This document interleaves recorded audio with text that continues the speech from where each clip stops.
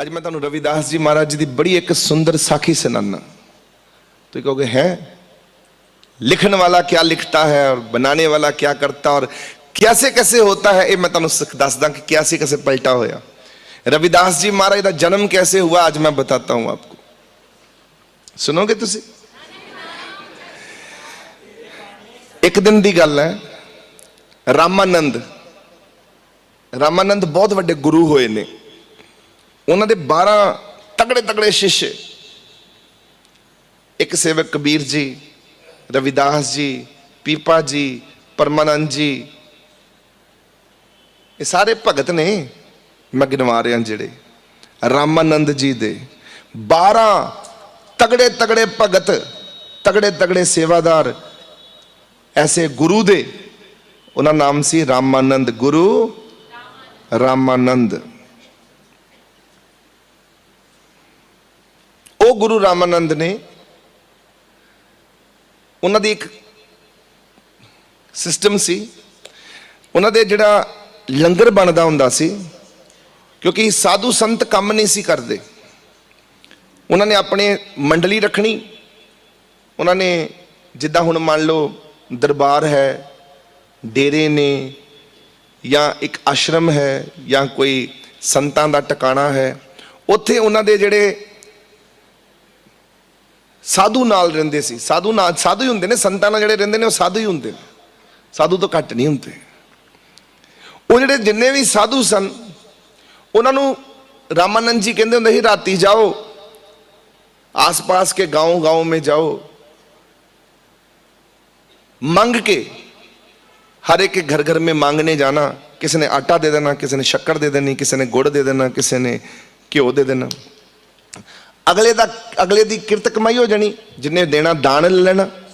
महाराज ने इकट्ठे करके ते अपने दरबार विच रोज दासां दी ड्यूटी लगती सी, सेवकां दी, कि भाई अज तुसी जाना, अज तुसी जाना। सारियां ने इकट्ठे होकर जाना, जगह जगह जाके मंगना, मांग के रोटी इकट्ठी करनी, आटा इकट्ठा करना, जो कुछ मिल गया वो लैके ते अपने अपने आश्रम च वापस आना।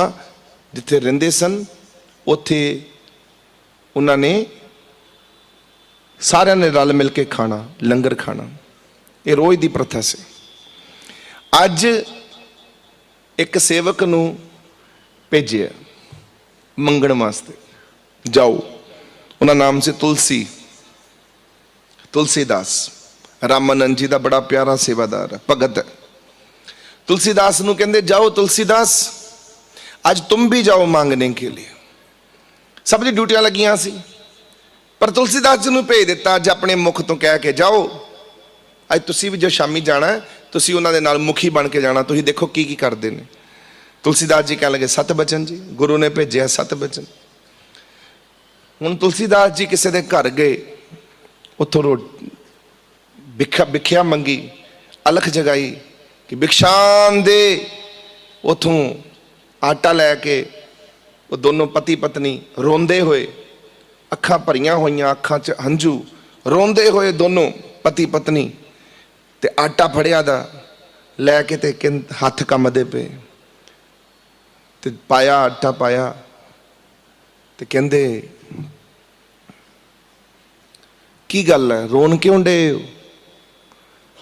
क्यों रोंदे हो?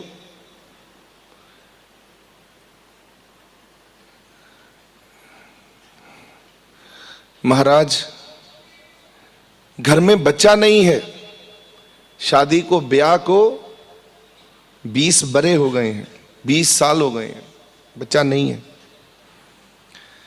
और जो किसी किन्ने पुण्य दान पुण्य बहुत कोई कर ले। अज हुण साडी दोनों की आपस में गल हो रही सी कि बच्चे करके घर बहुत खाली है, तो बच्चा नहीं है घर में।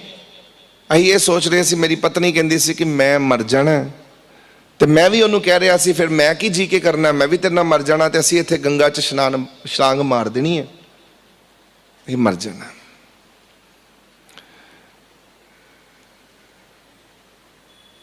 तुलसीदास जी ने समझाया, इदा नहीं करीदा, सोचीदा भी नहीं, ये रब की कृपा है, बड़ी वड्डी ताकत है। गुरु बड़ी वड्डी ताकत अपने आप कृपा करेगा। गुरु की शरण में आओ, सब कुछ मिलेगा। नहीं, दुखी कि हमको आशीर्वाद दीजिए कि हम अगले जन्म में जब आए हमारे घर में कोई ना कोई औलाद हो, बिना औलादे हम नहीं आना चाहते, हमारे घर में बच्चा होना चाहिए, आशीर्वाद दवो। उन्होंने अंदर बुला के तुलसीदास जी ने उन्होंने भोजन भी कराया, बड़ी सेवा की। ते तुलसीदास जी का मन जिहड़ा सी ना वो थोड़ा जिहा प्यार वेख के उन्होंने दोनों जियां का उन्होंने रोना वेख के जज्बाती हो गए, इमोशनल। अपने गुरु का ध्यान करके कहते ने जाओ तुसीं दोनों बहुत चंगे हो, सेवा करते हो, अज लंगर भी मैनू बहुत सोहना खवाया, मेरा आशीर्वाद है पुत्र तुहानूं दोनों नूं। मैं अपने गुरु का ध्यान करके कहना इस साल च तुहाडे घर औलाद आ रही है,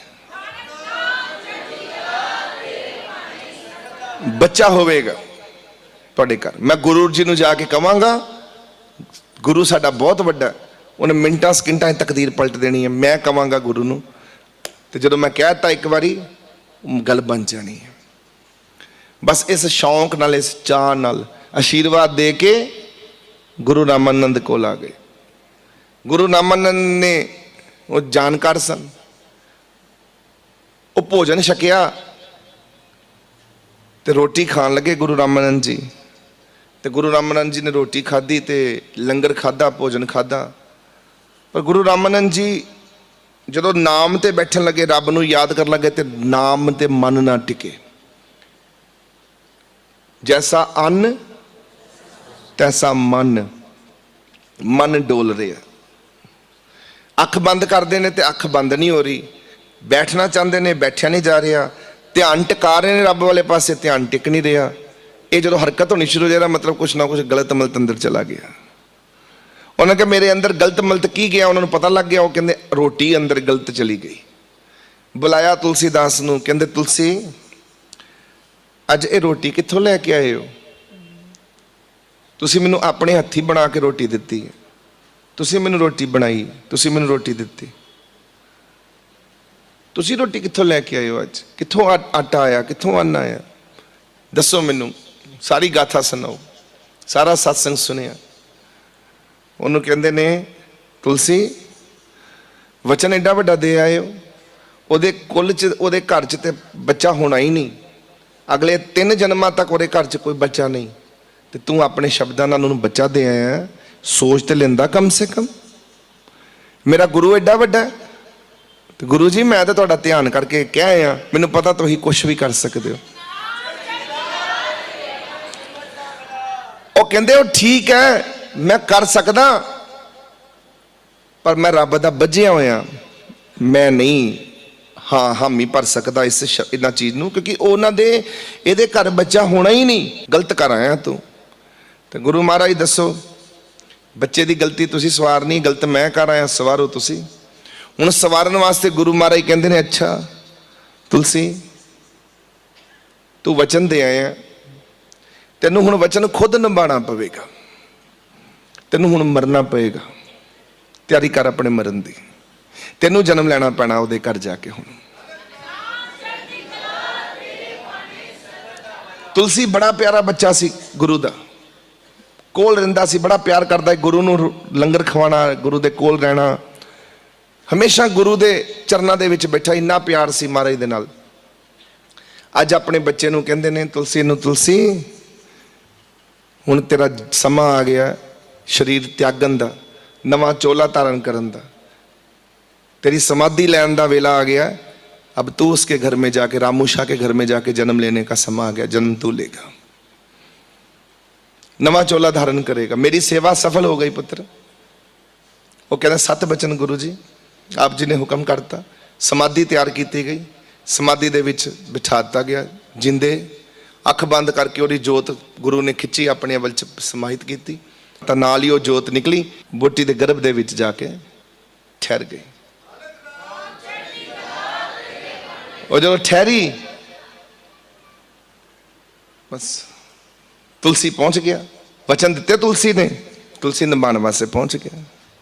जो जन्म होया बच्चे का कहते ने बच्चा रोना चुप ना करे, रोई जावे रोई जावे रोई जावे रोई जावे। बस सारा पिंड इकट्ठा हो गया कि ये हुण बच्चे नूं चुप किवें कराया जावे। बड़े वैद आए, हकीम आए, कोई चुप करन दा नाम नहीं लवे। दुध पीवे ना लाल रंग हो गया वो बच्चे का। जो जन्म होया भज के सलाह लई, इकट्ठे होकर सब ने कहा पिंड वालियां ने कि गुरु रामानंद तो वड्डा कोई महापुरख नहीं, उही इस बच्चे नूं कृपा कर सकता है। ये बच्चे नूं गुरु रामानंद नूं जाके बच्चे बारे दस्या जाए। गुरु रामानंद मिलेगा नहीं क्योंकि सूदक लगा था। 40 दिन तक गुरु रामानंद नूं मिलिया नहीं जा सकता। पर तेरी गलबात लैके अहीं जावांगे। पिंड गया, पिंड वाले इकट्ठे होके, क्योंकि गुरु नूं 40 दिन मौत जदों होवे उन्होंने कहते पातक, जन्म जिहदे घर होवे उन्होंने कहते ने सूदक। 40 दिन तक मत्थे नहीं सी लगते। जिहदे घर मौत हो गई है उन्होंने भी, तो जिहदे घर जन्म होया उन्होंने भी नहीं।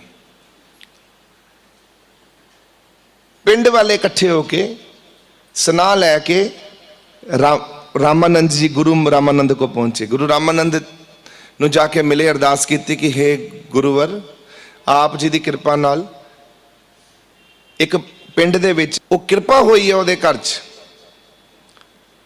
ते वो जिहड़ा बच्चा रोई जांदा रोई जांदा। ये पता क्यों रोंदा सी? जो तुलसीदास शरीर छड्डिया ना तुलसीदास जी ने, जो समाधि लई, तो तुलसीदास जी ने अपने गुरु नूं अरदास कीती सी ते गुरु नूं आख्या सी कि गुरुदेव, तो गुरु ने पूछा सी रामानंद जी ने तुलसीदास जी नूं कि तुलसीदास जी आखिरी कोई गल होवे तो मैनूं दस दो, कोई आखिरी गल तुहाडे दिल च होवे तो मैनूं दसो समाधि लैण तो पहला। तो तुलसीदास जी ने कहा सी कि महाराज जी जदों मैं अगला जन्म लवां बच्चा बन के, जदों मैं उहदे घर आवां सब नाल पहला तुहाडा मुखड़ा वेखां, तुहाडा चेहरा देखां, गुरु मेरे सामने होवे। तो गुरु जी कहन लगे अच्छा ये रस्म तो मैं तोड़ नहीं सकता, 40 दिन तक तो मैं सूदक की रस्म नहीं तोड़ सकता, चलो देखांगे। कहते जी एक गल है तो फिर 40 दिन तक मैं रोंदा ही रहना, भावें कुछ भी कर लो, जो मर्जी हो जाए। ना मैं कुछ खाना है, ना मैं दुध पीना, ना मैं नवाला खाना है, मैं तुहाडे दर्शन करके ही कुछ करांगा। तो नहीं, ये तय हो चुकिया सी गुरु सेवक दे विच। जदों पता लगा कि रामू दे घर विच जन्म हो गया, गुरु नूं तो पता ही सी, गुरु हस पिया, पिंड वालियां नूं दस्सिया। तो गुरु महाराज कह लगे बई समा आ गया हुण मैनू अपनी रीति रिवाज तोड़न दा, अपने सेवक वास्ते। चलो अपने तुलसीदास नूं मिल के आइए। उन्हें जन्म ले लिया। वो तुलसीदास नूं जदों मिलन गए, वो तुलसीदास रोई जांदा ये निक्का जिहा न्याणा लाल सुरख होया पिया रंग, चुप ही नहीं करदा।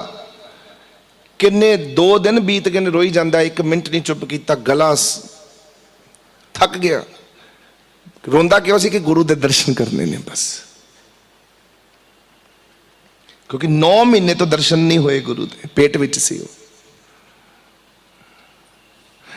अब गुरु चल पिया अपनी मस्ती विच कि मैं हुण बई मैनूं जाना पैना।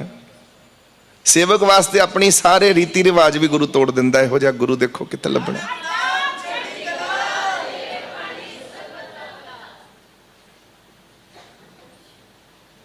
सेवक को ऐसा चाहिए, गुरु को सब कुछ दे, तो गुरु भी ऐसा चाहिए जो सेवक का कुछ ना ले।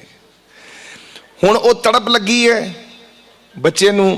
गुरु महाराज तुर पे ने पिंड दे नाल, बंदियां दे नाल जाके जदों घर दे विच आंगन दे विच चरण पाए, खड़ाका कीता, आवाज मारी बई मैं आ गया तुलसी हुण चुप कर जा। इन्नी गल कही दूरों ही बस।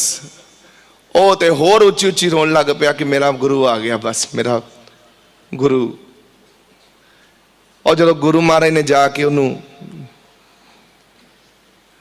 चक्किया, तो जो अख नाल अख मिली, छोटे बच्चे की अख नहीं मिलती, छोटा बच्चा छोटा अपनी अख नहीं संभाल सकता, निक्का जिहा बच्चा हुंदा अख टिकदी नहीं उहदी। पर जिहड़े ये महापुरख जिहड़े पैदा हुंदे ने, इन्हां दी अखां भी टिकियां हुंदियां, इन्हां दी गर्दन भी टिकी हुंदी है, इन्हां दा शरीर भी टिकिया हुंदा बचपन तो ही। ये कुछ भी कर लैंदे ने, इन्हां नूं कोई फर्क नहीं पैंदा। वो निक्का जिहा न्याणा उहने अख इदां चीरदी हुई, अखां ऐन देखदी हुई गुरु दे दर्शन करन वास्ते एकदम टिक गया और चेहरे ते मुस्कुराहट आई हुई, मिठी मिठी। वो चेहरे का रूप ही बदल गया।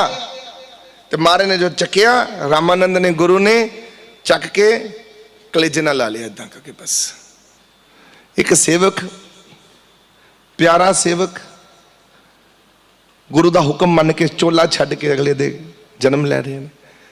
अब जब गले नूं ला लिया, सीने नूं ला लिया, बच्चा भी चुप,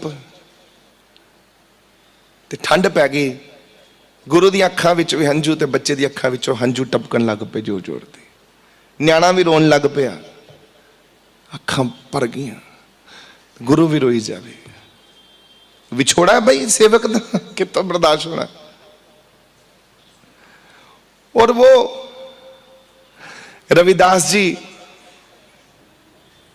जदों देखिया, देख के खूबसूरत चेहरा, गुरु दे सामने मुख खिड़िया होया, लाल सुरख रंग पख रहा। गुरु महाराज ने अपने सेवक दा मत्था चुमिया, मत्था चुम के ते कहंदे ने तेरा चेहरा लाल सुरख पख रहा, तू ते सूरज वर्गा है, अज तो तेरा नाम रविदास है, रवि नाम है तेरा। रवि मतलब सूरज, सूरज को क्या कहते हैं? रवि। तेरा चेहरा ते सूरज वर्गा पख रहा है, तेरे चेहरे ते तेज है, सूरज वर्गी रोशनियां ने, चमक मार रहा, प्रकाश इतना है।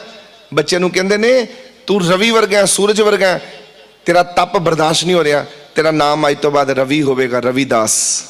तेरा नामकरण कर दिता। ओहदे बच्चा मारे छलांगा जी, वो नचे टप्पे। सो उथों जन्म होया रविदास जी महाराज का। ਉਹ रविदास जी महाराज जी जिन्हों ने मीरा नू नाम दिता, मीरा। मीरा जैसे लोगों को भगवान तक पहुंचाया। मीरा इतनी बड़ी ताकत है, भगत है, जे मीरा नू नाम दे के रब दे विच शामिल हो गई। सोचो आप ही किड्डी बड़ी ताकत होणगे रविदास जी।